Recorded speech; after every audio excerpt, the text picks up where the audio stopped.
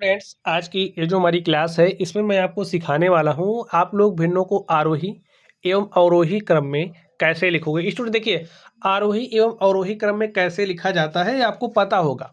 आरोही का मतलब होता है बढ़ता हुआ क्रम, अवरोही का मतलब होता है घटता हुआ क्रम। लेकिन जब भिन्नों की बात आती है तो भिन्नों में सबसे पहले समस्या आपके सामने क्या आती है कि आप लोग बड़ी कौन सी है छोटी कौन सी इसको नहीं पहचान पाते हो।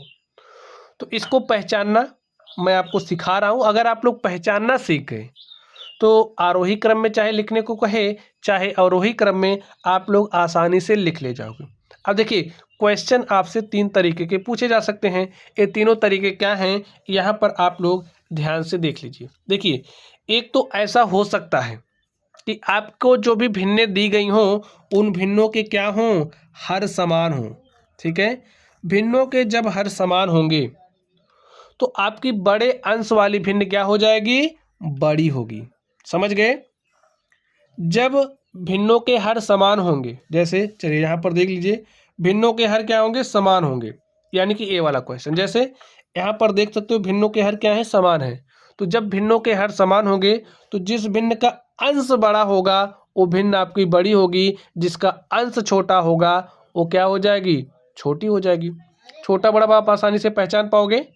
चलिए, अब जैसे इसे आपको अवरोही क्रम में लिखना है, ठीक है। तो अवरोही क्रम का मतलब क्या होता है, अवरोही क्रम में सबसे पहले हम लोग सबसे बड़ी वाली संख्या लिखते हैं।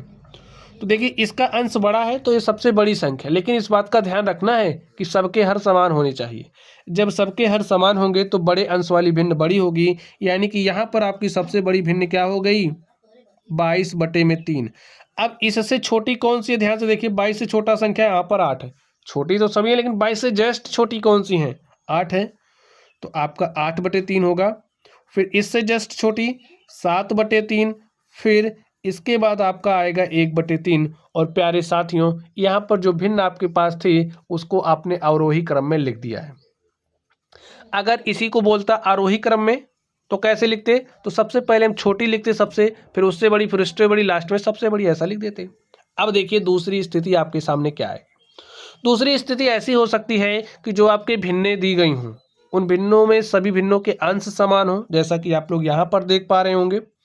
जब सभी भिन्नों के अंश समान होंगे स्टूडेंट, तो इस स्थिति में जिस भिन्न का हर छोटा होगा, यानी कि छोटे हर वाली जो भिन्न होगी वो बड़ी होगी, बड़े हर वाली भिन्न क्या होगी, छोटी होगी। समझ गए। तो यहाँ पर अब इसे आपको किस क्रम में लिखना है, आरोही क्रम में। तो आरोही क्रम में कैसे लिखोगे, ध्यान से समझ लो। आरोही का मतलब होता है बढ़ता हुआ क्रम, यानी कि सबसे पहले आप सबसे छोटी संख्या लिखोगे। और इसमें सबसे छोटी कौन सी है, मैंने क्या कहा, जब अंश समान होंगे सबके तो जिसका हर बड़ा होगा वो भिन्न आपकी छोटी होगी। यही तो बोला, जिसका हर बड़ा होगा वो भिन्न छोटी होगी। हर किसका बड़ा, इसका।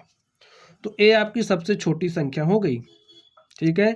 अब इससे बड़ी, भाई 8 के बाद 7 छोटा है, 8 के बाद 7 है ना, तो इससे बड़ी ए वाली हो गई, लिख दीजिए। अब इससे बड़ी आपकी ए वाली हो गई और आपकी सबसे बड़ी 3/1 अर्थात 3 हो गई। तो आपने मेरी बात को समझ लिया होगा। चलिए, अब तीसरी, अगर इसे आपको अवरोही क्रम में लिखना होता तो सबसे पहले आप सबसे बड़ी लिखते, तो सबसे बड़ी 3 हो जाती, उसके बाद 3/2, भाई छोटी, भाई 3 से सबसे बड़ी लिखते, उसके बाद उससे छोटी, उससे छोटी, उससे छोटी, ऐसा लिखते। आपको पता है, केवल आपको ये पहचानने में दिक्कत होती है बड़ी छोटी है कौन। तो बड़ी छोटी कौन सी मैंने पहचानना सिखा दिया। अब स्टूडेंट तीसरी स्थिति ऐसी भी हो सकती है, ना तो अंश समान होगा ना तो हर समान होगा। तो इस स्थिति में आप क्या काम करोगे, देखिए ये स्थिति सबके लिए लागू होती है। अगर आप ये नियम भूल भी गए हो तो इस जो नियम बता रहा हूँ इसमें अप्लाई करोगे, इसमें अप्लाई करोगे तो भी आप सवालों को आराम से सॉल्व कर ले जाओगे। तो इसका मतलब ये क्या है, मास्टर कॉन्सेप्ट। ठीक है, तो सीख लीजिए। देखिए, जब ना तो हर समान है ना तो अंश समान है तो हम इसी को अप्लाई करेंगे। लेकिन अगर आप दोनों रूल भूल गए तो इसको आप यहाँ पर भी यानी कि कैसा भी हो अप्लाई कर लेना। ठीक है, जैसे देखिए यहाँ पर 5 से 4 में भाग दीजिए, भाग देते हैं। देखिए एक बार गया, नहीं गया, 0 बार गया, तो 40 हो गया, 5 8 40। 5 से 4 में भाग दिया, 0.8 आ गया। अब 7 से 2 में भाग दीजिए, भाग जा ही नहीं रहा, 0 बार गया, दशमलव लगाया, ये 20 हो गया। 7 दूनी 14, 6 20 60 हो गया, 7 8 56, 4 60, 7 5 35। चलिए इससे इसमें भाग दिए, जो भागफल है यहाँ लिखिए, 0 बार गया, हो गया 30, ठीक है।